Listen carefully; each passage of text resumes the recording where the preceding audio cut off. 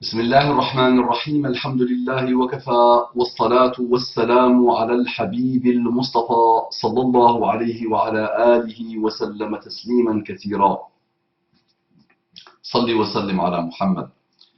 إن الله وملائكته يصلون على النبي يا أيها الذين آمنوا صلوا عليه وسلموا تسليما. اللهم صل وسلم على محمد.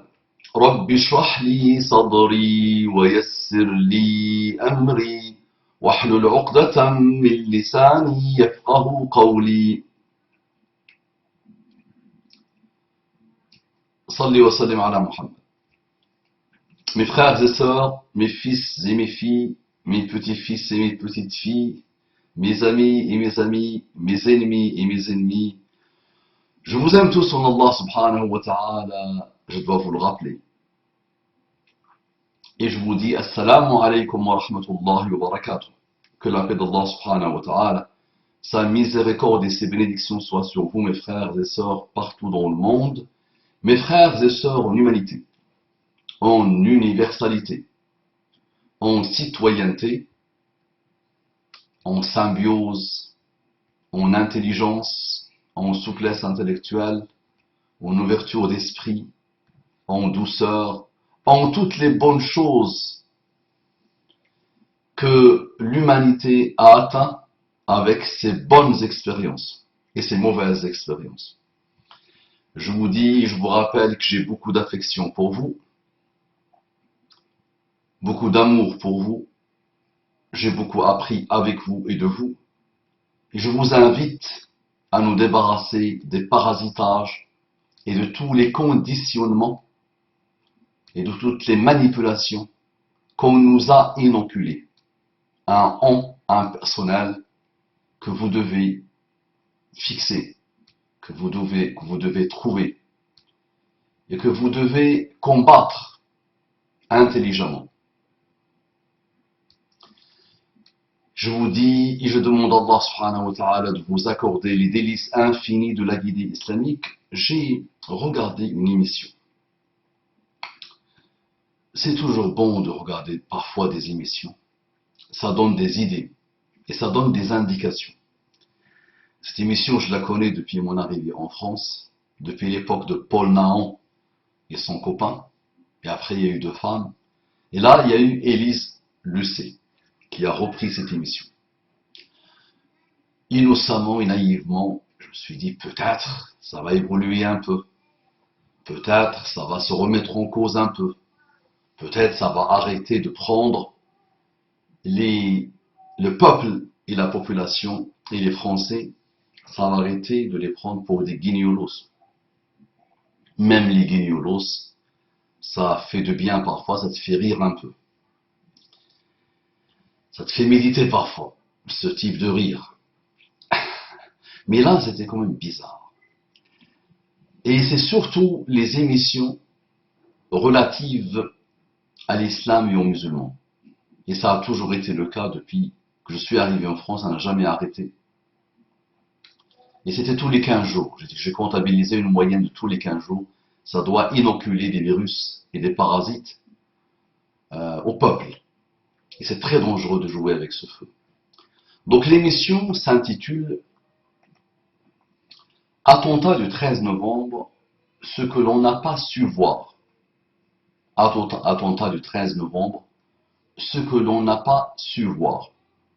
Donc j'ai pris un article sur l'internet qui nous annonce la bonne nouvelle, qui nous annonce le bushra, la bonne nouvelle, la bonne annonce de l'arrivée de cette émission. Que cette émission allait passer tel jour. Donc elle vient de passer, et je les regarde. Et wallah, je me suis dit, mais avec l'ouverture mondiale, avec l'internet, avec l'accès à l'information, il y a encore des gens, et des journalistes, des gens qui se prennent pour des journalistes, qui descendent à ces niveaux. Vous allez me dire, oui, Abou Oumama, tu sais très bien que, malgré l'accession et l'accessibilité très facile à l'information, malgré la possibilité de vérifier les informations, malgré la possibilité d'approfondir les choses, l'écrasante majorité des gens restent des ignorants. Rien ne les différencie des gens qui ont existé il y a 10 000 ans. Même les gens qui ont existé il y a 20 000 ans ou 100 000 ans sont beaucoup plus intelligents qu'eux. Oui. Très bien. Donc j'ai pris cet article et j'ai vu moi l'émission. Donc j'ai vu l'émission et un jour après ou deux j'ai vu l'article. Et je vais vous faire, Inch'Allah, une analyse un peu de cette émission. Une analyse rapide. Et je vous demande par Allah, pour ceux qui croient en Allah, je vous demande par Dieu, pour ceux qui croient en Dieu, je vous demande par tout ce que vous aimez, les chrétiens, par Jésus, je vous demande les juifs, par Moïse, je vous demande les sionistes, par Theodor Herzl, et Ben Gurion, et Menachem Begin, et Golda Meir, et Shimon Peres, qui vient de mourir. Je vous demande à vous les athées, par vos divinités athées, Voltaire et d'autres. Voltaire n'était pas athée. Ou il était un athée comique.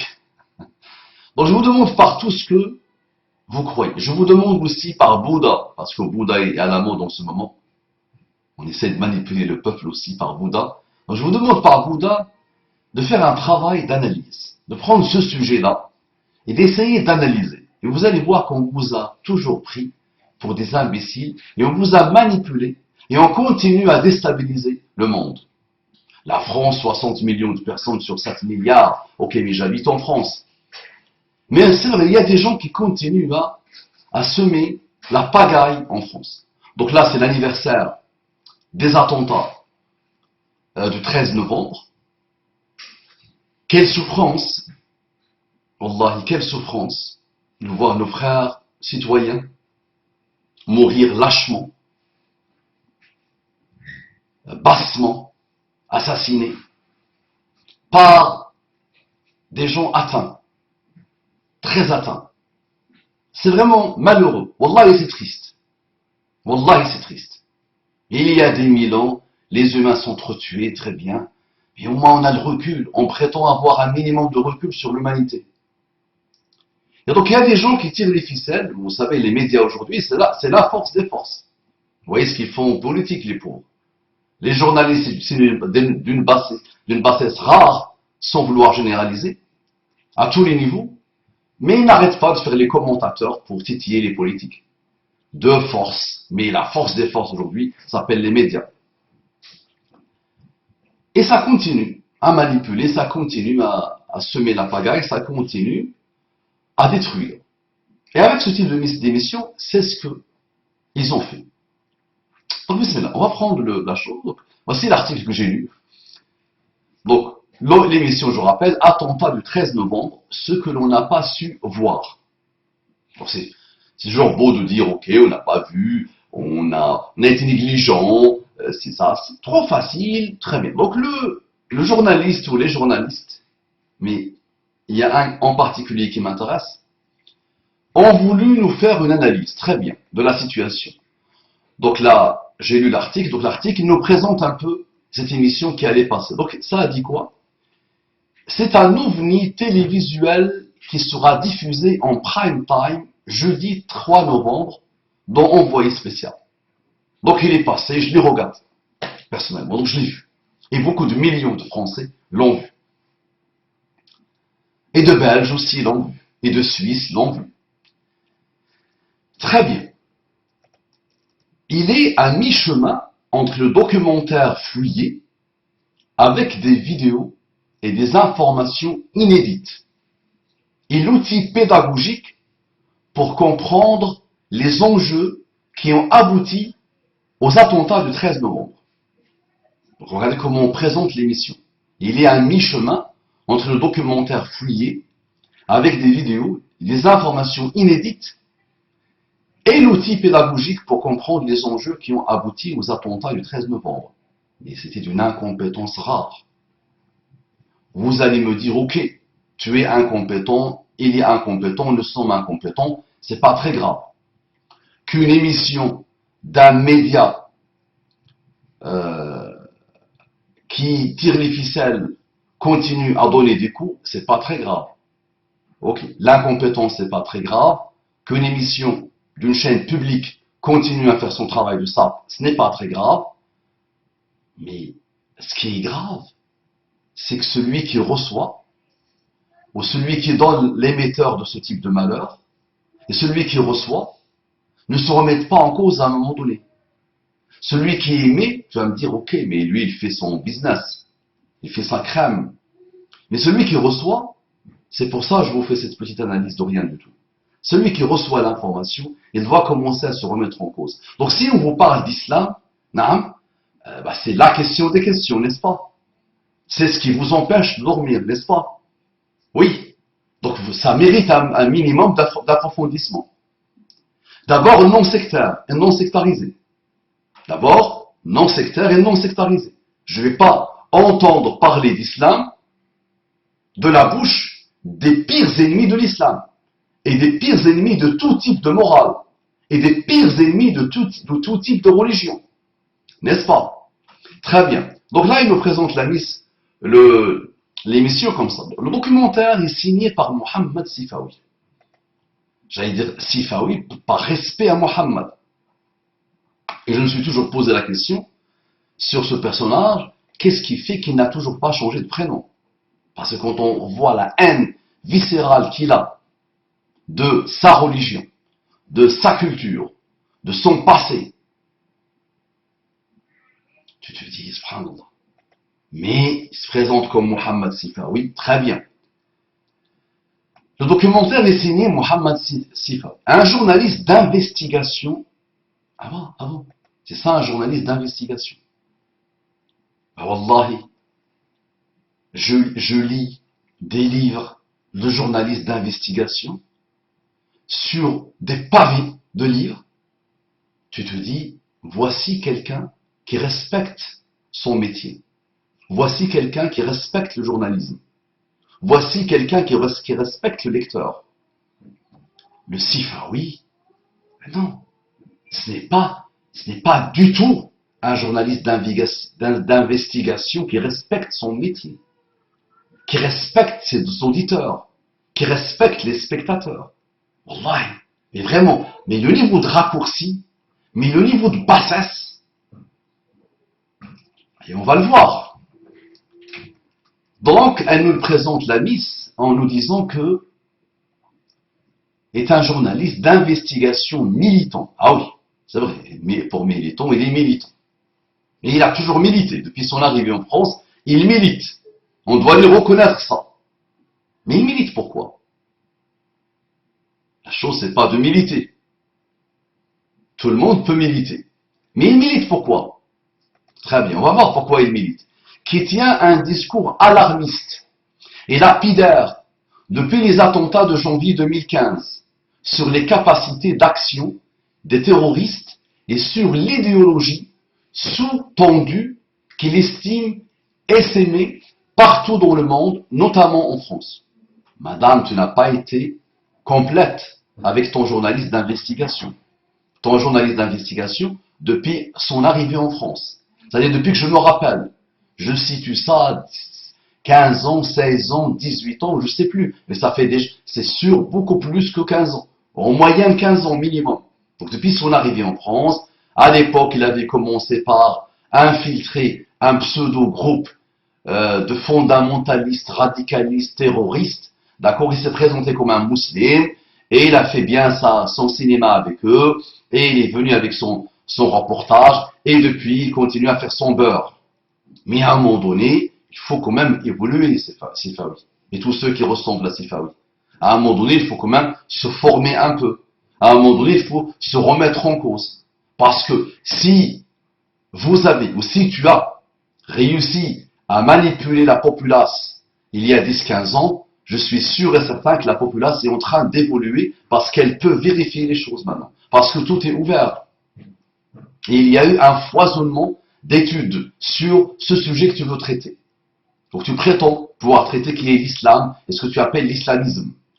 Il est déjà en train de se dire, oui, mais Abou Mama, tu es méchant avec moi.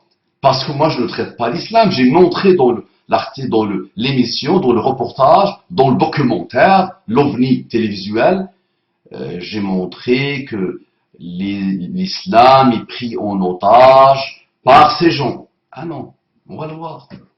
On va voir ce que tu fais, mon ami. Très bien. La lutte, ok, Mohamed Sifawi est engagé dans la lutte contre le terrorisme et connu pour ses prises de position sans concession sur la laïcité, le voile, l'usage du terme islamophobie et la prévention de la radicalisation. Ah bon? Donc comment avec ce type d'émission on prévient de la radicalisation? Comment avec ça? Ce type d'émission, ben, ça fait 24 ans que je suis là personnellement. J'ai vu, vous pensez que c'est récent ça? Vous pensez que ce type d'émissions sont récents? Ben, allez voir, allez vérifier les archives. Ça n'a jamais arrêté. On inocule et on inocule. Et on s'étonne après de l'arrivée de gens comme Zemmour, le suicide français, le grand remplaçant. Après, on s'étonne que Le Pen, le Front National, l'extrême droite ont réussi.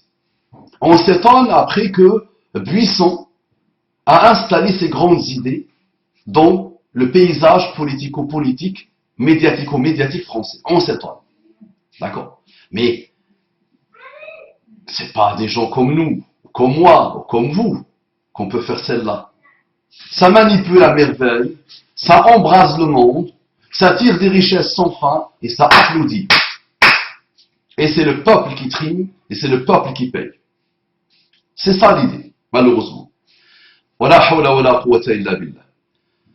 la prévention de la radicalisation. Régulièrement menacé de mort sur les réseaux sociaux, il était devant les tribunaux en octobre pour les procès de l'un de ses agresseurs présumés.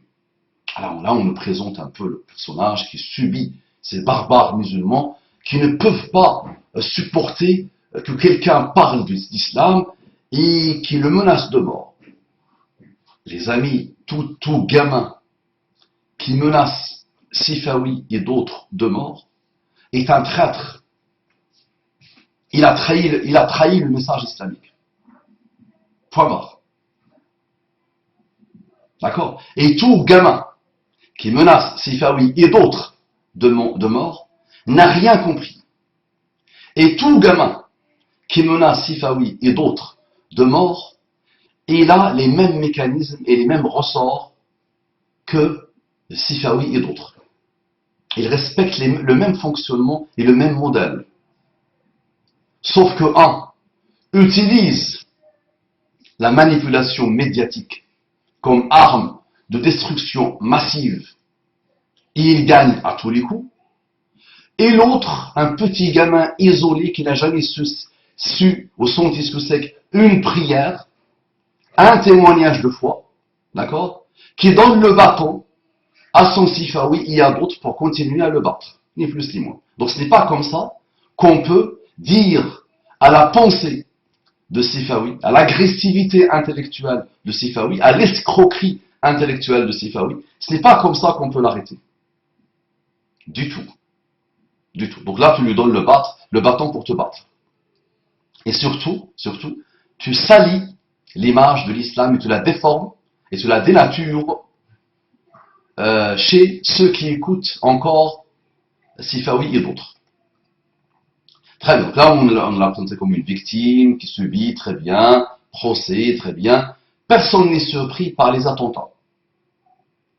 Le film montre comment la France a sous-estimé la réalité de la menace terroriste, alors qu'il y avait pourtant des signaux concrets, précise le communiqué de France 2. D'ailleurs, parmi les juges, les policiers, les historiens du monde arabe, interrogés dans le documentaire, personne n'est surpris par les attentats qui endeuillent la France depuis 2012. Ils témoignent les uns après les autres du fait que l'idéologie menant au terrorisme existe depuis très longtemps. Le film démontre comment les rigoristes de l'islam ont réussi à imposer leur vision au monde musulman, pas à pas, à coups de dollars et de théologiens qualifiés de douteux. Non. L'enquête dénonce l'instrumentalisation de l'islam et de ses croyants. Très bien. Donc, si l'émission fait 1 heure ou 2 heures pour nous dire la France n'a pas vu, on n'a pas bien traité, on n'a pas bien agi, on n'a pas bien réagi par rapport à la menace terroriste, la totalité des pays du monde n'ont pas su, n'ont pas prévu, n'ont pas prévenu l'arrivée du terrorisme. D'accord. Personne n'a pu le voir. Personne n'a pu être prêt. Et comment tu peux être prêt? C'est ça la question. En continuant à mettre de l'huile sur le feu. Pourquoi pas? On nous a parlé de juges, de théoriciens, de je sais pas quoi, qui sont arrivés parler de la cause finalement du terrorisme. Sauf qu'on n'a pas invité les plus concernés, ces terroristes, leurs intellectuels, ceux pour ce qu'ils se défendent un peu, pour qu'ils donnent une autre explication. Non, on va ramener des gens, on les choisit parfaitement bien, d'accord? On fait des montages, on prend une parole et demie de chacun, et on fait le tour d'une question. Pour arriver à quoi? Je ne suis pas encore arrivé à ce qui me pose problème, moi, dans ce type d'émission. Le film démontre comment très bien ce documentaire s'intéresse aux racines idéologiques du Daesh. Chacun fait son beurre sur l'arrivée de Daesh, n'est-ce pas? Rendons n'importe quelle librairie, tu vas t'ennuyer, tellement il y a eu de livres, tellement il y a eu d'études. Très bien. Des émissions n'ont jamais arrêté pour parler de Al-Qaïda, de Daesh, de l'islam et des musulmans n'ont jamais arrêté. Mais ça continue. Très bien. Donc ce documentaire s'intéresse aux racines idéologiques du Daesh. Continue le communiqué. Inspiré par les frères musulmans égyptiens et le régime wahhabite salafiste saoudien.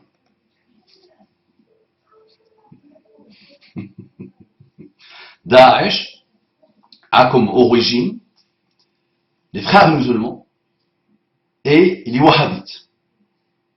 Déjà, un musulman qui a eu juste 1 mois et qui a eu le temps de dire Masha'Allah, l'islam c'est joli, c'est qu'il y a déjà une aberration dans la phrase. Il y a quelque chose de bizarre.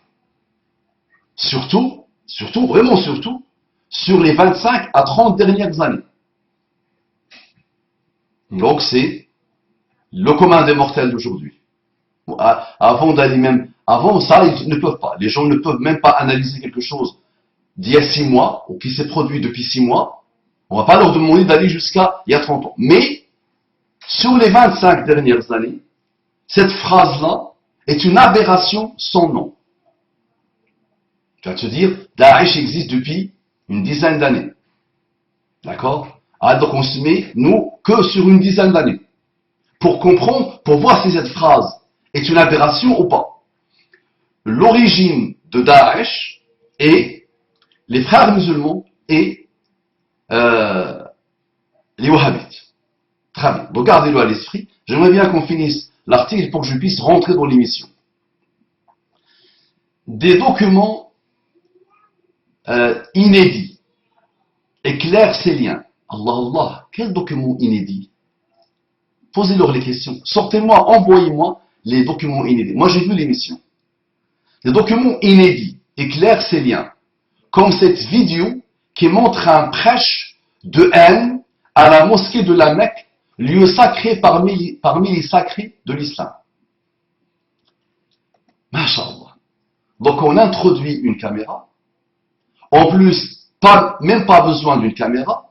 C'est ceux qui ont filmé, ceux qui ont organisé ce prêche, qui ont sorti ça. On oublie de dire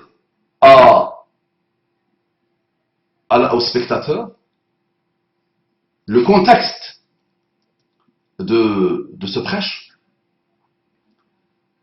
l'année de ce prêche, le jour de ce prêche, le pourquoi du comment de ce prêche, d'accord? Et qu'est-ce que les quelques mots présentés par le prêche veulent dire? Comment ils sont compris par ceux qui les lancent et par ceux qui les écoutent? Et juste cet exemple-là, avant même d'aller entrer dans l'émission, nous donne une indication parfaite. Imaginons que ce prêcheur-là qui a parlé de quelque chose, celui-là qui a fait une invocation en disant Al-Masihiyun al-Haqidun, Al-Nasara al-Haqidun. Donc il fait une invocation et demande à Allah de donner la victoire aux musulmans par rapport aux chrétiens Haqidun. Haqidun, ceux qui haïssent l'islam. S'il a dit Allahumma nsurna ala nasara nuqta, c'est-à-dire ok, un musulman prêcheur veut la victoire par rapport aux chrétiens. Il n'y a pas dedans une volonté de tuer ou de massacrer quelqu'un. Mais lui il rajoute al-haqidin, c'est-à-dire ceux qui me veulent vraiment du mal, ceux qui me détestent.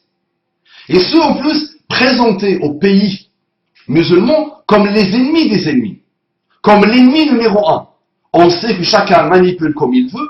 Dans les pays musulmans, l'ennemi numéro un s'appelle l'Occident, et pour les Occidentaux, l'ennemi numéro un s'appelle, c'est-à-dire les Orientaux, non, les musulmans, l'islam. Ça, chacun joue bien son jeu. Chacun fait son beurre. Donc, dans l'imaginaire de ce prêcheur qui a parlé, le prêcheur est quelqu'un de très limité, vraiment de très très limité, qui a été conditionné par un marketing. Et si on revient au contexte de ce prêche-là, peut-être c'était un moment où Israël envoyait des missiles et massacrait Gaza, par exemple. C'est un moment de friction. C'est un moment où le prêcheur lui-même n'est pas content. D'accord? Et quand il voit lui aussi ceux qu'on lui présente comme des chrétiens qui défendent Israël à longueur de journée, d'accord? Qui défendent l'injustice et l'hégémonie à longueur de journée. On lui a présenté ça dans son imaginaire depuis sa naissance, que ce sont encore les croisés. Lui n'a pas encore quitté l'époque de Salah ad-Din al-Ayyubi. Et il est resté braqué dans ça. Donc ça, n'importe quel sociologue peut comprendre ce type de contexte et ce type de discours. N'importe quelle personne douée d'un minimum d'intelligence peut comprendre ça. Maintenant, ceux qui donnent des leçons de vie, nos amis athées, nos amis matérialistes, le siècle des Lumières, ceux qui nous ont illuminé l'univers, ceux qui nous ont apporté la matière qui rayonne sur nos vies, l'instruction, l'intelligence, l'émancipation, les droits de l'homme. Mais ils font la même chose. Celui-là qui a fait l'émission, il dit quoi? Il dit les wahhabites. Il dit l'Arabie Saoudite. Ça veut dire on met tous les wahhabites, on met toute l'Arabie Saoudite dans le même sac. Comme ça, le chrétien lui aussi, ici, l'athée d'ici, il n'y a plus de chrétiens ici. On souffre, nous, il n'y a plus de chrétiens. On aurait bien aimé qu'il y ait des chrétiens. On aurait bien aimé qu'il y ait des chrétiens. Ah, nous avons du respect, de l'amour pour eux. Mais ils ont une raison d'être. Ils croient en Dieu. Un peu déformés, mais au moins ils croient en Dieu. Mais il n'y en a plus. Donc, la populace de la France et la populace du monde, finalement, elle va faire quoi? Elle va être conditionnée comme le prêcheur. Et là, on voit des gens d'un très haut voltige. On nous a ramené Jacqueline Chabi. Mais qui ne connaît pas Jacqueline Chabi? Qui ne la connaît pas? On ramène des gens qu'on présente comme, il te fait un suspense en plus. Il te ramène la personne, il l'approche un peu, il écrit des choses. Oh là, suspense hollywoodien. D'accord? Tu dis, oh là là là là, c'est une experte. Mais elle et le prêcheur sont kiff-kiff, conditionnés par quelque chose qu'ils n'ont jamais pu analyser, qu'ils n'ont jamais pu éloigner de leur nez pour la comprendre un peu. Bah, quand tu es trop proche, tu ne vois rien. Quand tu es trop, tu ne vois rien. D'accord? Donc, la malhonnêteté intellectuelle, c'est ça. C'est de prendre un petit passage et généraliser derrière. Et dire, voilà, l'Arabie Saoudite en entier ne vit que pour détruire l'autre. le chrétien. Alors que dans la tête de prêcheur, les croisés continuent à faire souffrir mes frères et mes enfants musulmans partout dans le monde. Je demande à Allah la victoire. Mais moi, j'aurais bien aimé que le journaliste montre, par exemple, un autre cheikh très connu chez les musulmans, très très connu, qui un jour a fait la même invocation et il a été mis en prison.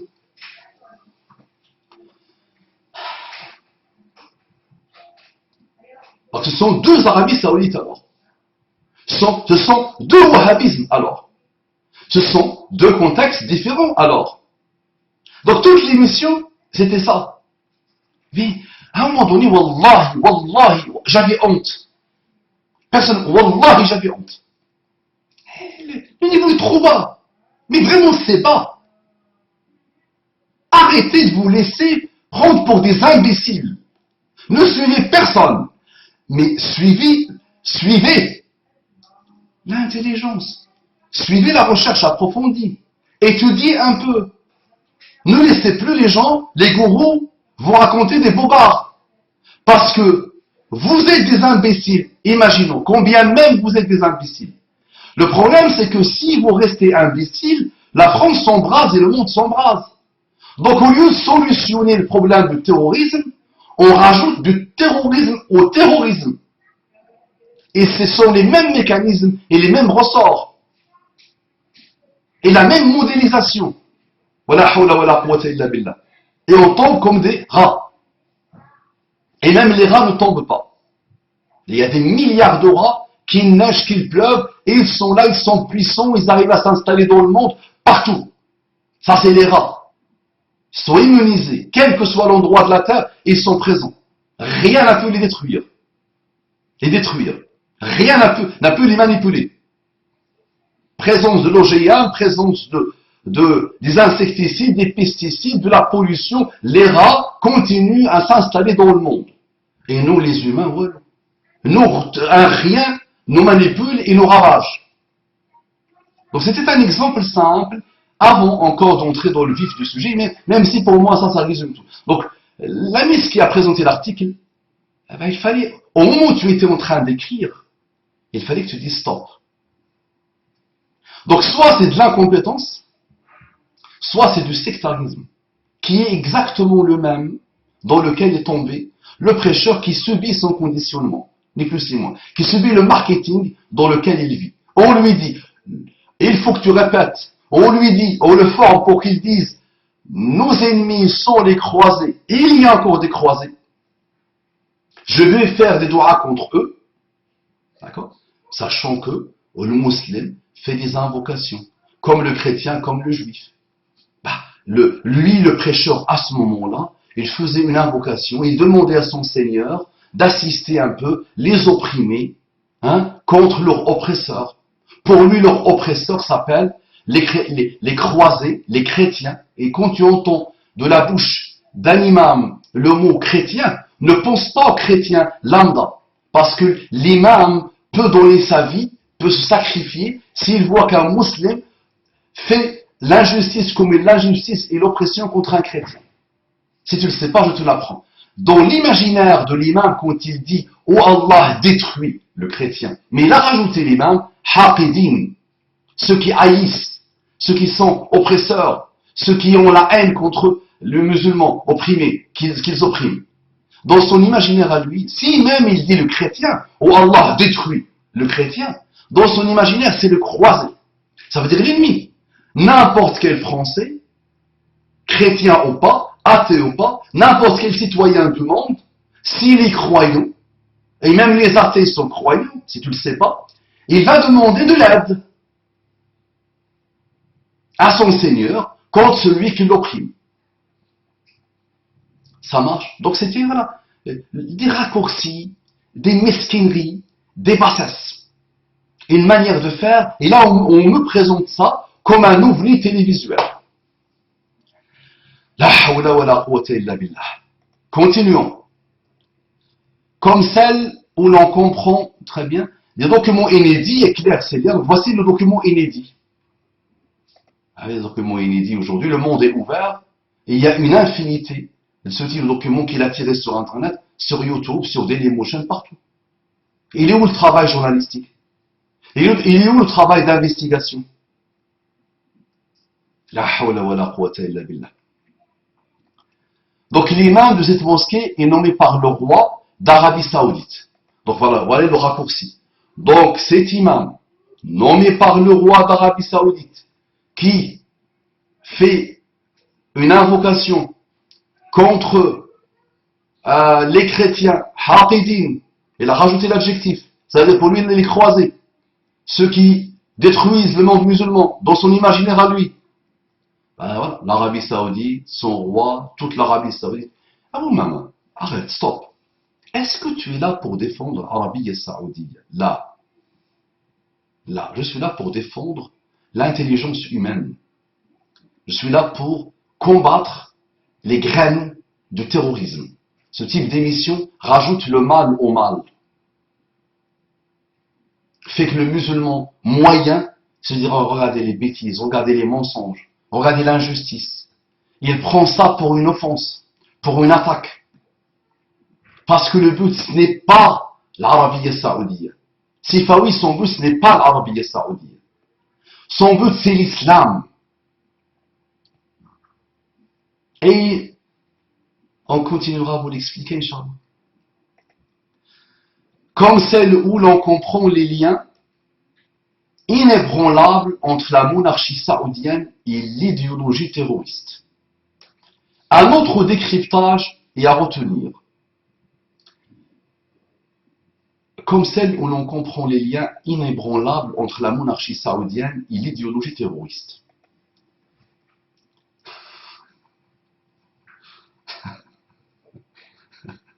Bon.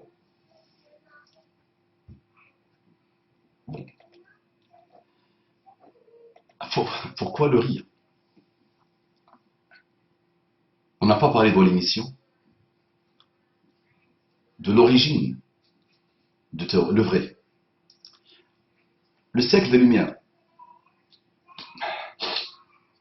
n'est-ce pas, était le moment, une fois qu'on a bien analysé, bien digéré les pensées du siècle des Lumières, la France a fait sa révolution. Révolution en plus, présentée ou présentée comme quelque chose pour l'élévation de l'humanité. C'est faux, c'est complètement faux. Cette révolution a coûté des centaines de milliers de vies, beaucoup de monde, n'est-ce pas? C'est l'anarchie, la terreur, oui ou non? C'était l'anarchie et la terreur. Quand il y a la terreur et l'anarchie, c'est normal que le terrorisme se développe, l'oppression se développe, l'injustice se développe, la famine se développe, et toutes les choses mauvaises se développent, n'est-ce pas? Tout le monde sait, n'importe quel gamin sait, que on a voulu démocratiser l'Irak. On a voulu installer la démocratie en Irak, n'est-ce pas? Donc on a envoyé des prophètes pour installer la démocratie en Irak. On a détruit un pays. On a installé l'anarchie totale dans un pays. Et là, nous sommes en train de semer. Ou de récolter, plutôt. Et on continue à semer. Et on récolte. Et on s'étonne. On ne parle pas de ceux des millions de vies qu'on a perdues. Un pays qui a été détruit, rasé. Et qu'il lui faudra 500 ans ou 1000 ans pour qu'il soit reconstruit. Donc, tu sèmes la terreur, tu sèmes l'anarchie, ben c'est normal que tu récoltes. Sauf que celui qui a semé l'anarchie, il est tranquille. Et il est en train de bronzer. George Bush et ses copains.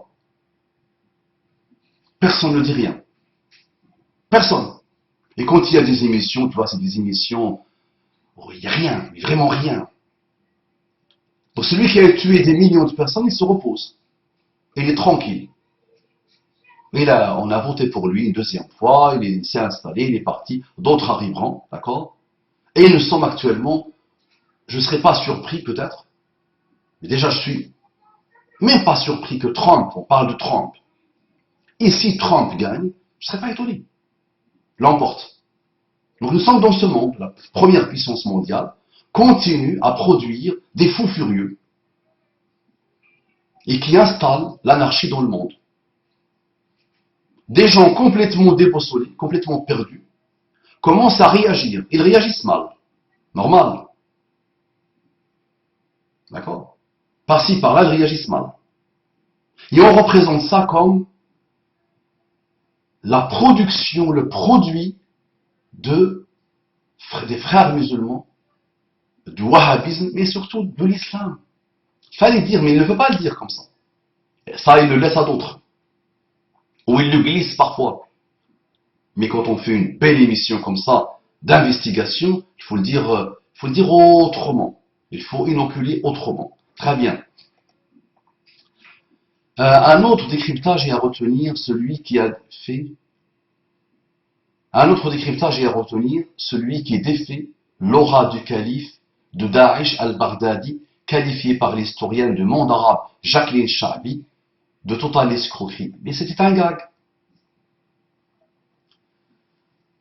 On nous dit que le calife al-Baghdadi, al-Husseini, Abu Bakr al-Baghdadi, al-Husseini, qui sait que on ne veut pas être calife des musulmans si on descend du prophète sallallahu, si on ne descend pas du prophète Muhammad sallallahu alayhi wa sallam, il a choisi ça. Ok. Un gag, dans un gag, plus un gag, ça fait un gag, très bien. Mais chez les musulmans, le calife n'est pas obligatoirement quelqu'un qui descend de Muhammad sallallahu alayhi wa sallam. D'accord?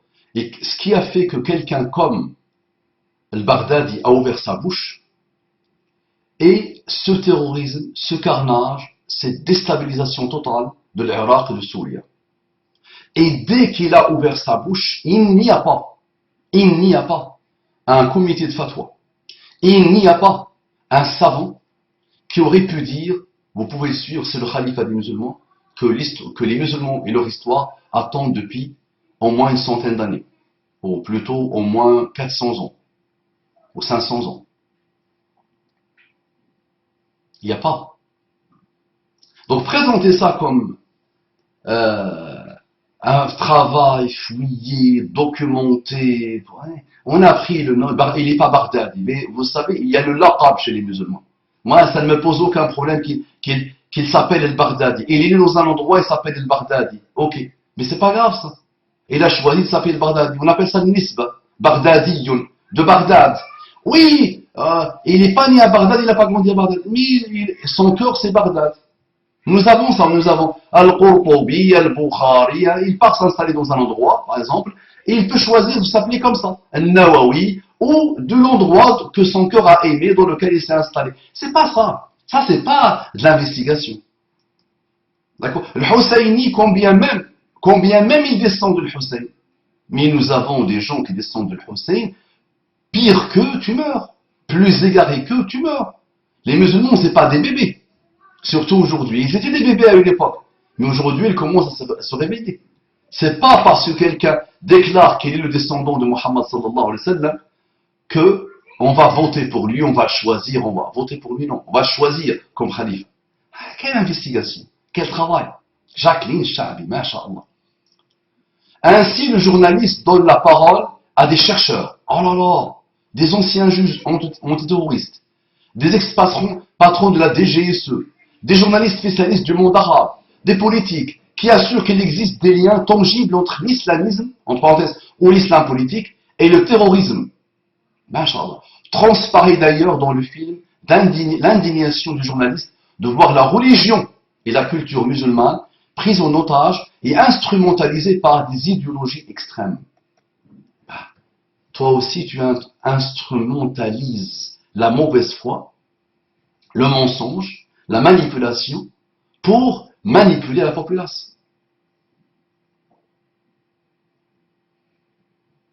L'islam politique, cette notion, est une notion que n'importe quel musulman n'accepte pas. Bah, qu'est-ce qu'on va leur faire? Eux ne l'acceptent pas.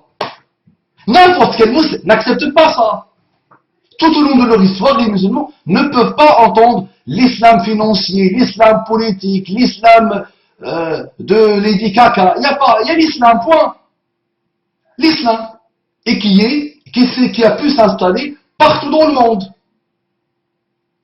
Non. Et les musulmans avancent avec l'islam intelligemment dans n'importe quelle société. Et s'ils ne font pas grandir la société, ils ne peuvent pas la descendre, ils ne peuvent pas la détruire. Normalement, en théorie. Donc plus les gens aillent vers l'islam, plus n'importe quelle population qui vit avec eux vivra heureuse et comblée. Normalement, en théorie.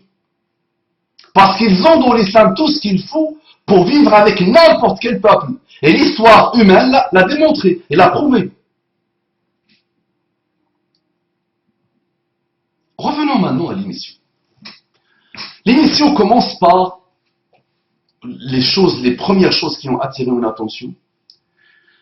C'est le mot jihad dans un livre de Abu Bakr al-Jazair. Sifawi tient ça d'un livre qui est sorti il y a un an à peu près par un ancien du ministère de l'Intérieur, je pense, qui s'est beaucoup intéressé aux questions du radicalisme, l'islamisme et l'islam politique. Moi, quand j'ai lu ça la première fois, moi qui observe ces émissions, il lit autour de ces livres depuis très longtemps, personne n'avait osé le dire et l'écrire. Quand j'ai vu que quelqu'un l'a écrit, je me suis dit, Allah, vraiment, le niveau est trop bas. Donc on nous présente Abu Bakr al-Jazairi comme finalement un théoricien de terrorisme daeshien. Le raccourci est beau, non? Et on nous dit que dans des livres produits par l'Arabie Saoudite, il y a le mot jihad. Et on nous donne une phrase. Sauf que, bismillah, on fait quoi? N'importe quel livre, n'importe lequel, produit par l'Azhar, produit par le comité de fatwa saoudien, le comité de fatwa jordanien, n'importe quel livre produit par le Grand Maghreb, les Algériens, les Marocains, les Tunisiens, les Libyens, les Mauritaniens, n'importe quel livre produit par l'Indonésie, n'importe lequel, obligatoirement, quel qu'il soit, va obligatoirement réserver quelques pages au mot jihad. Donc qu'est-ce qu'on fait? Le raccourci, c'est quoi? C'est que ce livre-là de Abu Bakr al-Jazairi, il est présenté, c'est vrai, comme l'origine du mal. Sauf qu'il n'y a pas de familles musulmanes qui n'ont pas eu ce livre. La majorité écrasée, c'était un livre à la mode. À la mode. Donc tout le monde l'a acheté. Et tout le monde l'a lu, pour ceux qui l'ont lu. Mais, sauf que, ils n'ont pas pris des armes pour tuer, pour massacrer, pour détruire, pour installer la pagaille. Donc qu'est-ce qu'on fait? Donc, soit on dit que l'Azhar aussi est derrière, on dit que tous les instituts islamiques ou pas, tous les ministères de l'éducation, le mot jihad, moi je l'ai étudié quand j'étais petit. Et on recevait déjà, depuis les années 70, on recevait des gens chrétiens chez nous. Et qui venaient faire le tourisme chez nous. Et on les a jamais vus comme des gens qui méritent qu'on les décapite, ou qu'on les tue. Voilà la première. Donc ça, ce type de raccourci, il faut qu'à un moment donné, que toi qui reçois ce type d'information, tu dis, ok, on me dit que c'est l'Arabie Saoudite, parce qu'il a produit un livre, écrit par un Algérien qui est parti s'installer en Arabie Saoudite depuis des années. Et fait de Abu Bakr al-Jazairi. Non, Abu Bakr al-Jazairi ne supporte pas ça. Et je vous dis même que quand le Baghdadi a annoncé qu'il était le khalife, d'accord, n'importe quel savant à qui on a posé la question, n'importe quel comité de fatwa a dit non. Ah non, c'est un escroc, c'est un imposteur. Ce n'est pas comme ça. Donc ça a attiré mon attention. Donc ça, c'est la deuxième qui était extraordinaire, vraiment, extraordinaire. C'est l'histoire de les frères musulmans et leur entente, leur travail acharné avec le wahhabisme pour installer le terrorisme.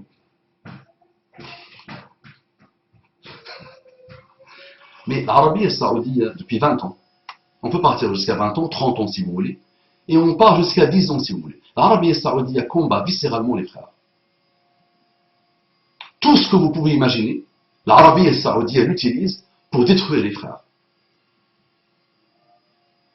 On revient aux frères, les frères, et comme à chaque fois, on montre le visage de Hassan al-Banna, et on dit voilà, mais bismillah, revenons à Hassan. Revenons d'abord à Saoudia et l'Ikhwan. Saoudia ne supporte pas aujourd'hui, et depuis 20 ans minimum, ou 30 ans minimum, ne supporte pas viscéralement l'Ikhwan. Si l'Arabie Saoudite, on lui dit, est-ce que les croisés de l'époque de Salah ad-Din al-Ayyubi, s'ils s'installent en Arabie Saoudite, et s'ils contrôlent les terres sacrées, est-ce que c'est préférable pour toi, ou que les frères musulmans juste s'installent et aient 10% du pouvoir en Arabie Saoudite? L'Arabie Saoudite répondra, je préfère que les croisés, c'est-à-dire les pires, d'accord, Renaud de Châtillon, par exemple, celui qui a voulu déterrer le corps de Mohammed sallallahu alayhi wa sallam. Ah oui. Si on dit à l'Arabie Saoudite, Renaud de Châtillon vient et il contrôle votre État, est-ce que vous l'acceptez? Il domine votre État, il impose son hégémonie sur votre État et surtout sur les terres sacrées. L'Arabie Saoudite dira pas de problème. Alors, moi, qu'est-ce que tu racontes? Oui, pas de problème. Si j'ai le choix par rapport au Ikhwan. Ikhwan, ce n'est pas possible. Ça ne passe pas avec l'Arabie Saoudite. Donc voilà, le raisonnement tombe. Mustafa, ce sont des choses que tu dis. Où sont les preuves?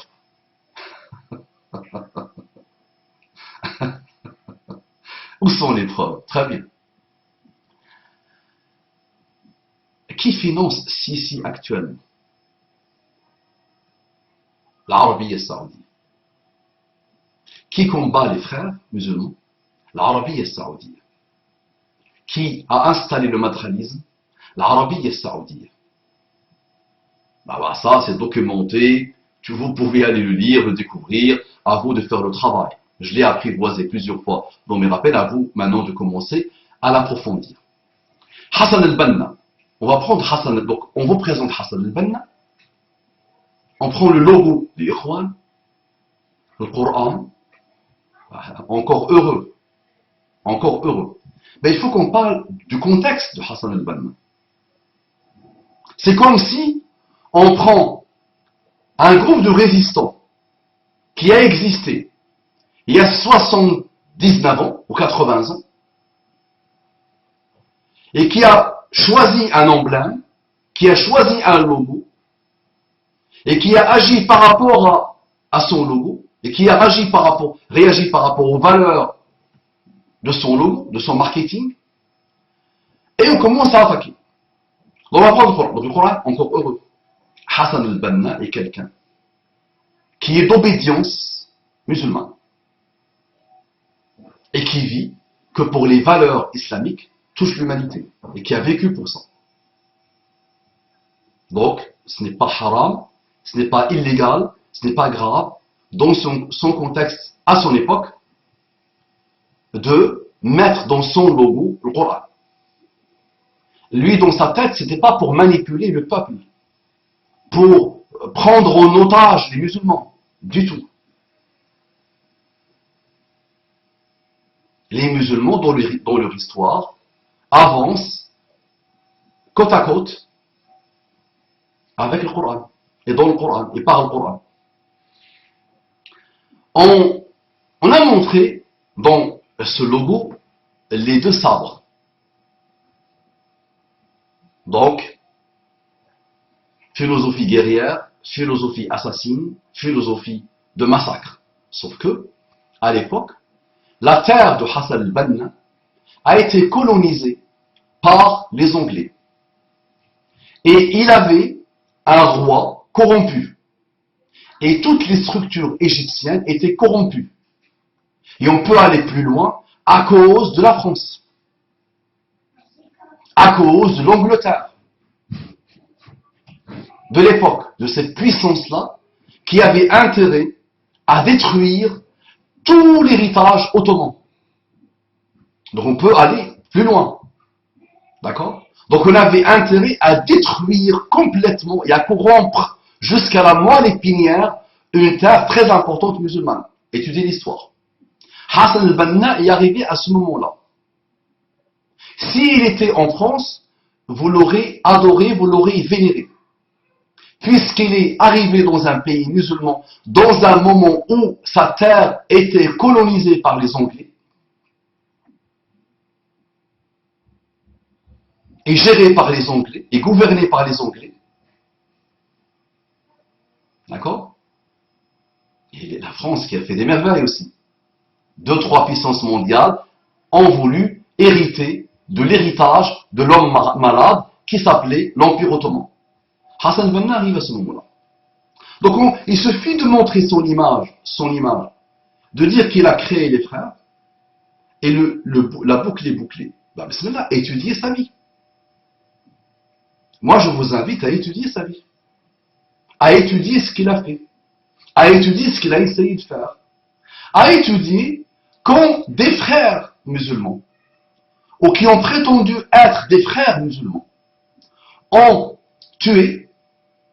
Hassan al-Banna a répondu sa fameuse parole que n'importe quel musulman qui s'est intéressé à ce que vous appelez l'islam politique, Laysu ikhwan wala muslimin.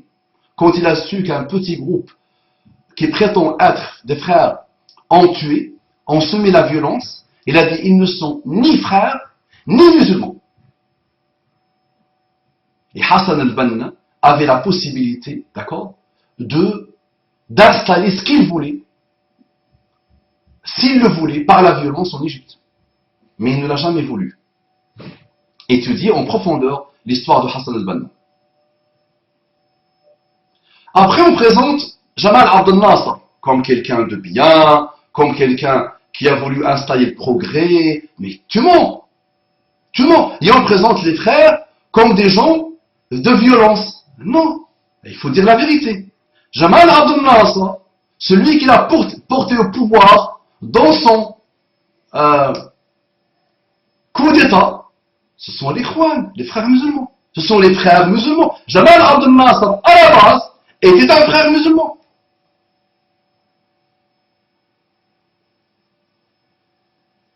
Normal qu'un humain qui n'avait rien à voir avec les valeurs des frères musulmans, une fois qu'il a le pouvoir, il les a massacrés. On peut parler de génocide, mais vous l'avez jamais dit ça. Mais un jour ou l'autre, des musulmans, Inch'Allah, écriront des livres et feront des émissions. Francophones, parce qu'en anglais, alhamdoulilah, il y a des choses intéressantes. En arabe, il y a beaucoup de choses, une infinité de choses. Mais n'importe quel musulman qui s'est intéressé un peu à l'histoire, c'est le génocide.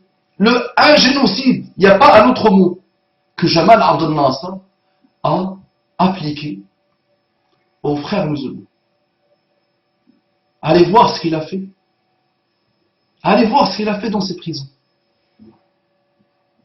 Et là, c'est Jamal Abdel Nasser, l'origine du terrorisme. Non, c'est Jamal Abdel Nasser qui fait partie de l'origine du terrorisme. Et c'est Jamal Abdel Nasser et Anwar Sadat après lui qui ont eu les directives des États-Unis, d'Israël, pour produire le terrorisme. Non. Mustafa, qu'est-ce que tu racontes? Étudiez l'histoire. Approfondissez-la. On ne vous parle jamais, au grand jamais, sauf quelques rares cas. Et peut-être, je peux vous dire, moi, ceux qui m'écoutent aujourd'hui, n'ont jamais entendu parler d'un bonhomme. Non. C'est Jamal Abdel Nasser qui a produit le terrorisme dans sa façon actuelle. Non. Ben voilà, c'est pas les frères. C'est sourcé, c'est documenté, n'importe qui le sait. Quand il n'est pas ignorant, quand il n'est pas escroc, quand il n'est pas imposteur. L'imam. Jamal Abdel Nasser, quand il a mis les frères musulmans en prison, il avait fabriqué une tentative d'assassinat.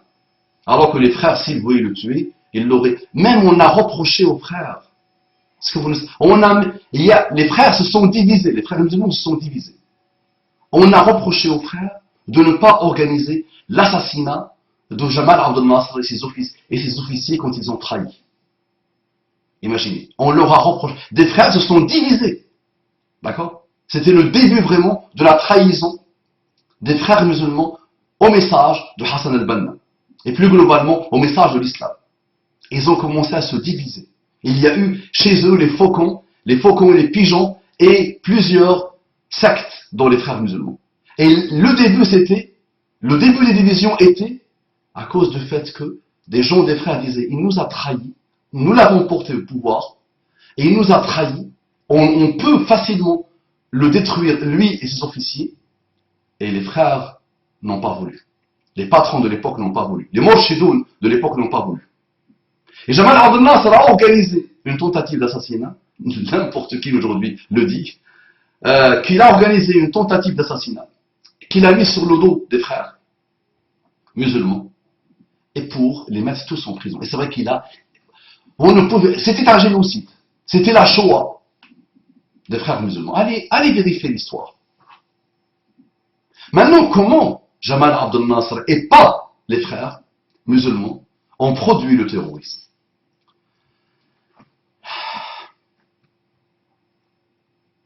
Comment? Un gamin de 21 ans à l'époque, ou 18 ans, 18 à 21 ans, a été emprisonné dans la rafle des frères musulmans. Et au tout début, il ne connaissait rien à rien. Il ne savait même pas ce que c'était l'islam, ni la prière, rien. Mais vraiment, c'était un inculte total.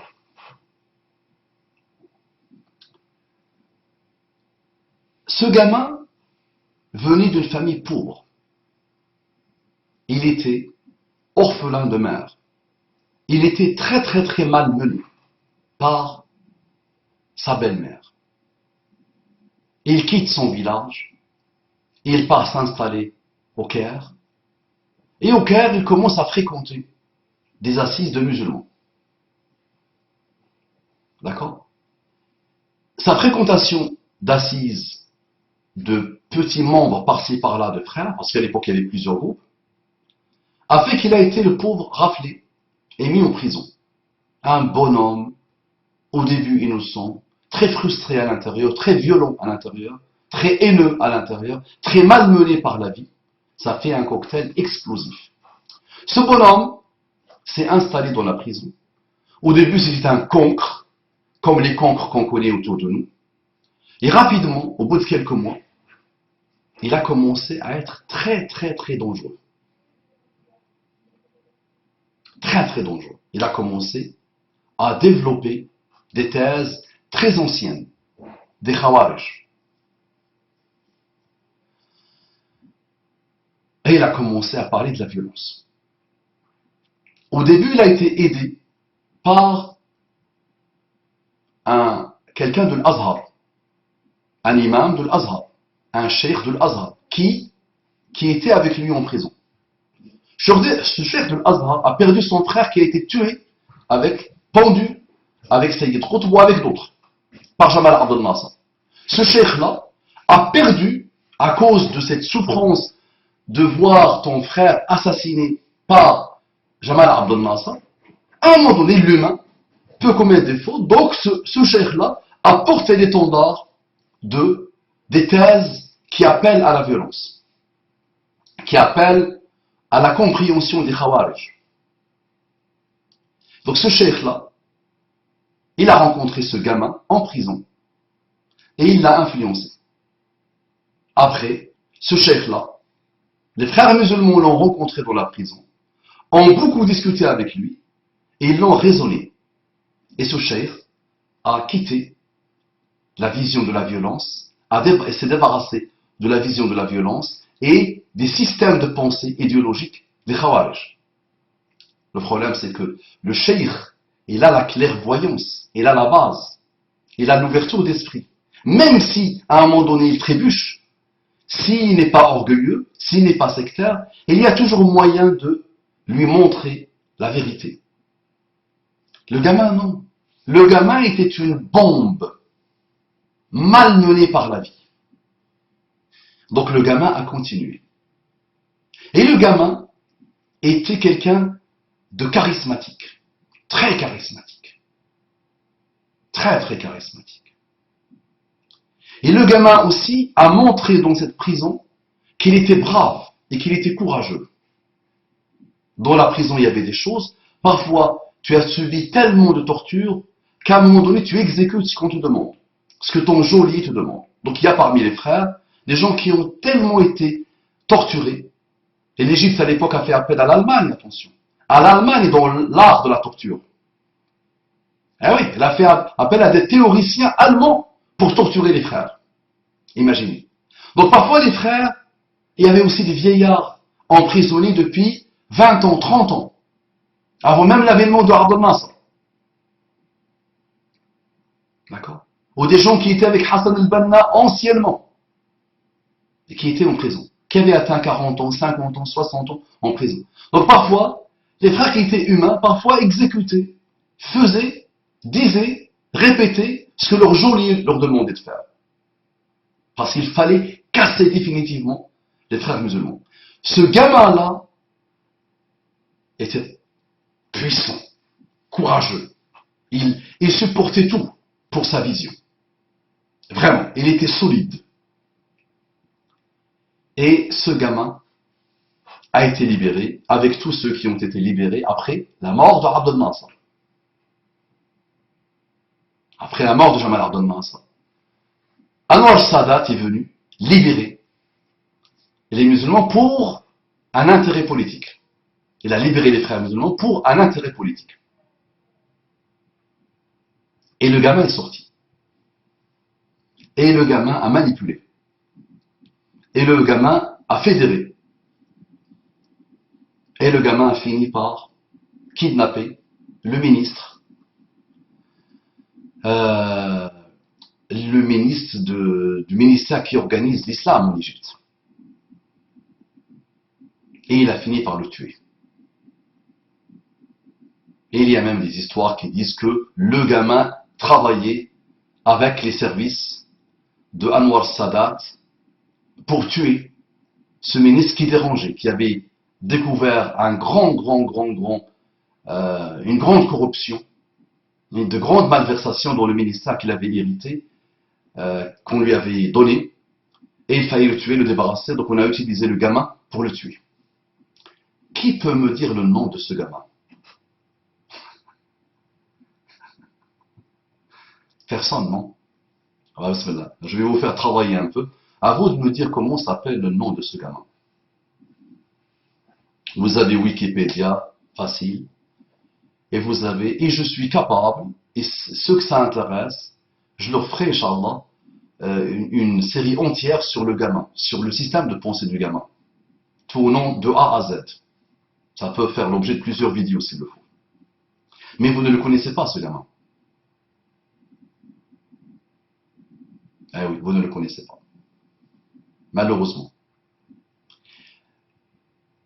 Les États-Unis qui ont connu l'histoire de ce gamin, Israël connaît l'histoire de ce gamin, ont reproduit le même modèle quand ils ont colonisé l'Irak. Ils ont compris comment faire.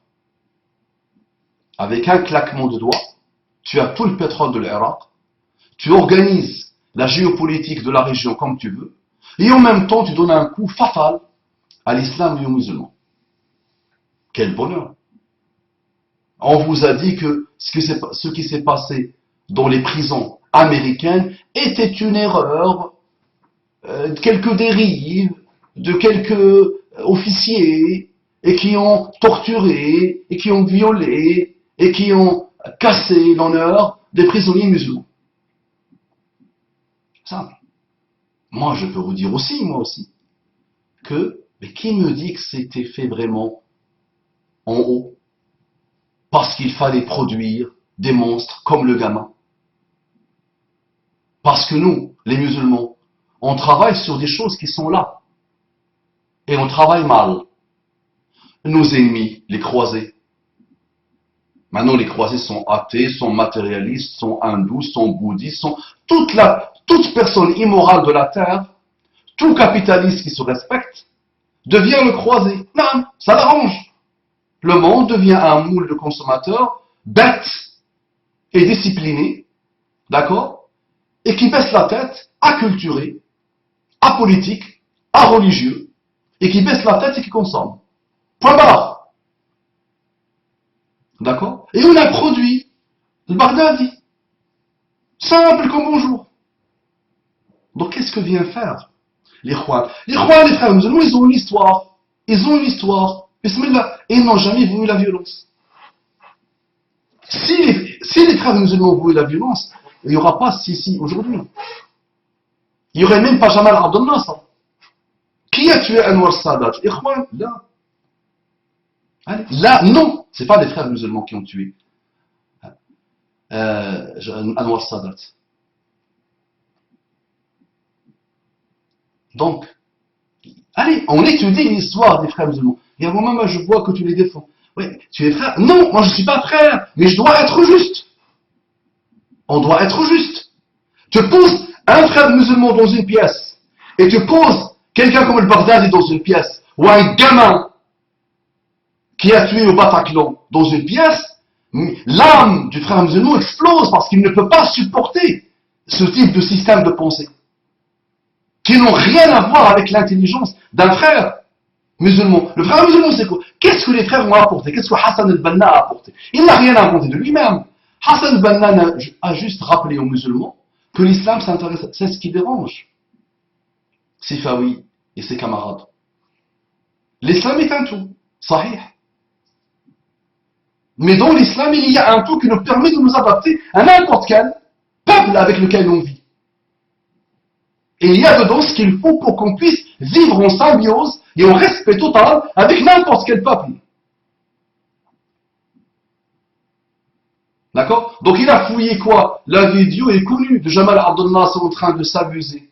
Le frère est venu, le morchid, le guide des frères, il m'a demandé que les femmes soient avec le voile. Et je lui ai dit que est-ce que ta fille porte le voile qui étudie en fac de médecine? Non, bah tu n'as même pas réussi à faire porter le voile à ta fille et tu veux que moi je réussisse à faire porter le voile à toutes les filles de l'Égypte. Ça c'est fou, c'est un document connu du YouTube. Tu n'as rien fait là.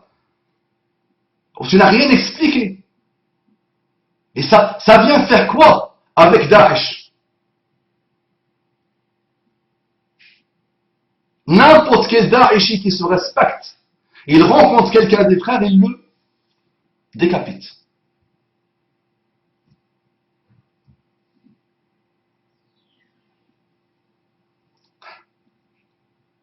Maintenant, un autre jeu. Wa'idou. Regardez les raccourcis. Dans le logo de l'Ikhwan, il y a le mot Wa'idou. Et là, il te met un verset. Et après, il part voir un nashid, une chanson des Dawa'ish. Et après, il part voir la revue. Et il te fait le lien entre l'Ikhwan, les frères musulmans, et Daesh. A'idou. Il a bien dit que c'est un verset. N'est-ce pas? C'est le verset qui demande aux musulmans de se préparer pour dissuader l'ennemi.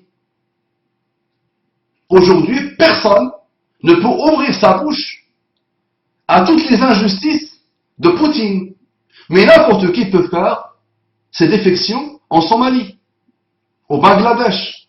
N'importe qui peut envoyer ses drones à n'importe quel pays du monde, sauf les pays puissants, qui ont fait Wa'idou. Wa'idou, la France l'a fait. Qui peut oser toucher la France? Qui peut oser envoyer un drone en France? Wa'idou. Qui peut oser envoyer un drone en Inde? Wa'idou. Qui peut oser envoyer un drone en Chine? Wa'idou. Ben, c'est normal ça. Sauf que nous, il y a des choses qui doivent toujours être gardées à l'esprit comme un acte de cultualisation. Ça se dit pas ça. Cultualisation. C'est-à-dire un acte culturel. Nous devons intégrer dans notre relation avec Allah Wa'idou pour dissuader l'injuste. Wa'idou, c'est préparer l'heure. ce qu'on peut comme force, min quwwati wa min ribat al-khayl, turhibuna bihi adu Allahi wa adu. Pour dissuader l'ennemi d'Allah et votre ennemi. Aujourd'hui, chacun fait de nous ce qu'il veut, parce que nous n'avons pas fait a'iddu, nous n'avons pas compris. A'iddu en économie, a'iddu en technologie, a'iddu en recherche, a'iddu en leadership, a'iddu en armement, a'iddu à tous les niveaux pour dissuader. Sinon, Bush fait ce qu'il veut. Si l'Irak avait fait a'iddu, si l'Arabie Saoudite avait fait a'iddu, hein, on ne serait pas arrivé à ce qu'on voit aujourd'hui. Donc il faut dissuader. Aujourd'hui, le monde peut couler avec un bouton, mais puisqu'il y a cette dissuasion maintient le monde. Sinon, le monde disparaît. Le monde est de plus en plus paisible, même si on voit qu'il est en guerre, parce que les pays savent aujourd'hui qu'ils ne peuvent pas jouer avec le feu. La guerre coûte cher, et la guerre peut finir avec la planète Terre. Donc des raccourcis, des bizarreries, des mensonges, des manipulations, pour dire que les frères musulmans et leurs patrons, les wahhabites, ont installé Daesh. Alors que non. Daesh est un produit toxique du monde occidental. Daesh est un produit toxique du monde occidental. Et moi, je te conseille, mon ami, d'aller voir un peu ce que écrivent les vrais journalistes d'investigation sur Abu Mus'ab al-Zarqawi. Donc Abu Mus'ab al-Zarqawi arrive dans un Irak produit par les Américains où il y a la terreur totale. Moi, je te donne un exemple. Le coup de maître de Napoléon Bonaparte, qui est une divinité pour les Européens, et surtout pour les Français. C'est quoi? C'est qu'il y a eu un peuple, un groupe de personnes qui ont voulu faire une manifestation. Un groupe de personnes ça a déstabilisé un peu le pouvoir de l'époque. Bonaparte est venu avec les armes lourdes, il a détruit tout le monde. Coup de maître. Il a été respecté pour ça. Il a été élevé en grade avec ça. Il ne s'est pas cassé la tête. Bonaparte n'aimait pas l'anarchie, n'aimait pas le manque d'ordre. Il ne se cassait pas la tête. Donc il a l'arme lourde, l'artillerie lourde, il a massacré le peuple. Point. Bonaparte est un dieu. Imagine Abu Mus'ab al-Zarqawi, qui est un fou furieux. Mais c'est quoi son origine? C'était un petit Palestinien. Pauvre, extraordinairement pauvre. D'accord? Et qui n'avait aucun avenir, et qui n'avait aucun horizon, et qui est tombé dans le piège tendu par l'anarchie que l'Amérique a installée en Irak. Et il est devenu fou furieux. Tu peux me dire, oui, mais Abou Mama, il y a aussi des personnes qui ont vécu la pauvreté totale, et la majorité écrasante des Palestiniens qui étaient pauvres à l'époque, jetés dans des pays comme la Jordanie, comme le Liban, mais ils ne sont pas devenus terroristes. Oui, mais c'est un terreau. La réaction d'un tel et la réaction d'un tel, ok, mais il y a la réaction d'un tel. Il y a plusieurs manières de répondre à un fléau. Abu Mus'ab al-Zarqawi, il a répondu par la pire des manières, qui est, je vais tuer moi aussi, je vais me venger. Et je vais détruire l'origine du mal, c'est les États-Unis. Et qui d'autre? Les chiites. Et qui d'autre? Les hypocrites. Musulmans. Et qui d'autre? L'État. Et qui d'autre? Il a été assassiné, et là on a quoi? On a les anciens prisonniers, rappelez-vous de l'histoire du gamin, qui ont vu des choses dans les prisons, et qui ont été tués au niveau de leur honneur, de leur humanité, et ils sont sortis pour massacrer la terre. Mais eux, ils ont vu des massacres, qu'aucune émission ne montre, qu'aucune émission ne traite. L'Occident, doit s'excuser. L'Occident doit se racheter. Et je parle de l'Occident américain, malheureusement. Et la France a ses propres erreurs. Ma perception, moi, d'une problématique ici, n'est pas la perception de quelqu'un qui subit les bombes au Mali. C'est pas la même perception. C'est pas le même endoctrinement. C'est pas la même réalité. D'accord? Donc, c'était une émission de raccourci. À un moment donné, on montre des bagues. Regardez, lui, il a une bague à la main droite. Et vous avez vu, l'autre, il a la bague dans la main droite. Et l'autre, il a la bague dans la main droite. C'est quoi ça? Mais c'est quoi ces émissions? Donc, pour combattre le terrorisme, c'est tout. Tu peux le faire avec tout, sauf ce type d'émission. Et maintenant, le coup de maître. Mais c'est vraiment un coup de maître. Moi, je vous dis, ils ont bien travaillé. Eux, ces gens qui tirent les ficelles du monde d'aujourd'hui jouent à merveille. C'est vrai, ça joue à merveille. On doit le reconnaître.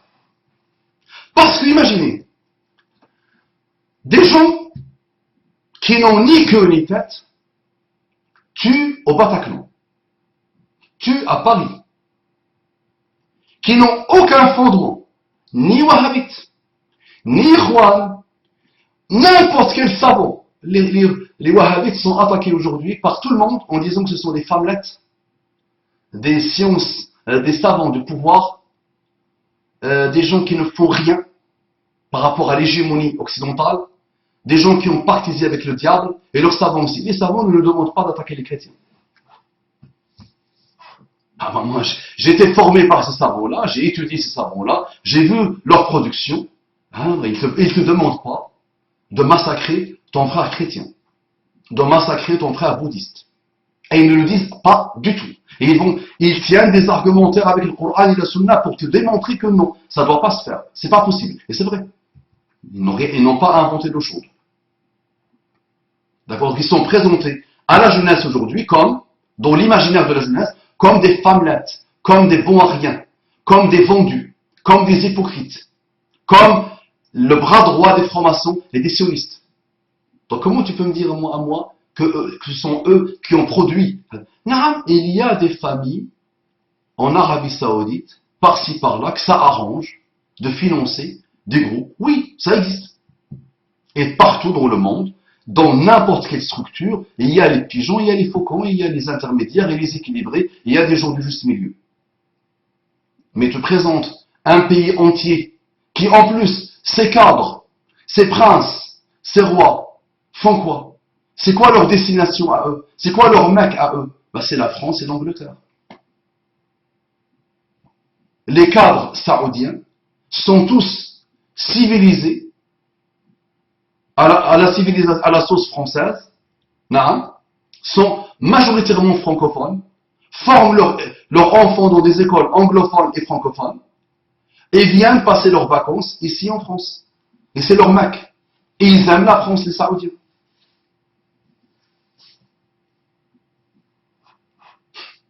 Allez étudier les journalistes qui vivent vraiment en Arabie Saoudite. Il y a eu un beau livre écrit par une journaliste, la seule journaliste accréditée en Arabie Saoudite française, si ma mémoire est bonne, la révolution du voile, je pense. Allez étudier. Vous allez voir un peu ce que c'est que la société saoudienne. Elle est tellement diverse et variée. Tellement diverse et variée. Et elle bouge de l'intérieur. Elle ne vit pas pour massacrer l'autre. Au contraire, l'Arabie saoudienne est dans un immobilisme total. Il n'est pas anti-autres, chrétiens ou bouddhistes ou aux juifs ou sionistes. Non, non, elle est anti elle-même. Elle est dans un immobilisme extrémiste, rigide parfois, mais il est aussi dans une ouverture, plutôt civilisation, extrémiste. Dans l'autre côté, il y a de tout malheureusement. Et ça prépare un avenir chaud pour l'Arabie saoudienne. Mais ça reste, attention, ça reste, appelé l'Arabie saoudienne, appelé la Titi ou Tata, ça reste le Hijaz, un endroit où il y a les terres sacrées qui ont fait jaillir la lumière sur le monde.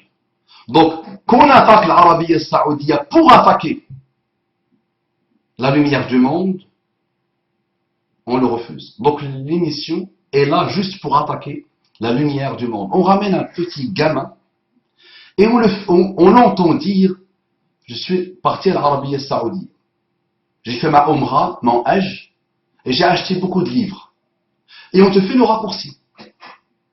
Ben les amis, mais des millions et des millions et des millions de personnes partent faire leur Umrah et leur Hajj en Arabie Saoudite. Ils ne veulent tuer personne. Ils ne veulent massacrer personne. Ils ne peuvent pas supporter l'idéologie des Khawarij. Donc, les amis qui reçoivent ce type d'émission, votre travail c'est quoi?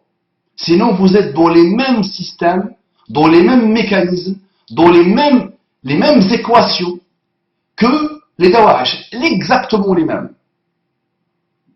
Et vous provoquez l'extrémisme, vous provoquez les rêves et les fantasmes autour du grand remplacement, vous provoquez des phobies dans lesquelles vous nagez à longueur de journée, d'accord? Et vous provoquez la peur, la détestation, la haine et les futures guerres françaises. Si vous ne faites pas très attention à ceux qui vous manipulent, je vous demande de vous arrêter à la baladure. Je te demande et je t'exhorte d'aller approfondir les choses. Et soit, dans ta relation avec les médias, je vais te donner le conseil des conseils, soit tu sais que tu es immunisé contre ce type de manipulation, soit tu arrêtes de regarder les médias. Tu ne perdras rien. Laisse-moi regarder de temps en temps ce type de choses et occupe-toi de toi-même. Prends des livres et étudie des livres en profondeur. D'accord? Et tu as les moyens d'aller même visiter des pays. Va voir l'Arabie Saoudite, ça va t'étonner. Tu vas dire c'est pire que Las Vegas. C'est tellement capitaliste que tu ne peux même pas croire et imaginer que Muhammad sallallahu alayhi wa sallam a vécu dans ces endroits. D'accord? Amis, on voit des gens, non, rentre dans les familles, discute un peu, observe un peu, va faire du shopping et vois le niveau capitalistique, consumériste de ce type de pays. Ça marche. Donc arrêtez de vous laisser manipuler, terroriser par les terroristes qui se présentent comme ceux qui apportent les lumières. Wala hawla, wala quwwata illa billah. J'ai voulu prendre quelques exemples parce que wallahi, si je m'attarde sur chaque exemple, mes cheveux du cœur deviennent blancs.